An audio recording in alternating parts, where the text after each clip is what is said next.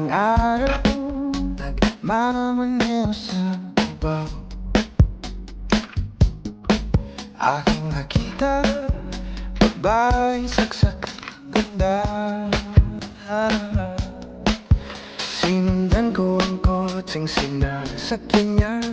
Hindi ko nakitang may parating pala. Hindi ko naiwasan, kami biglang nagkabanggaan.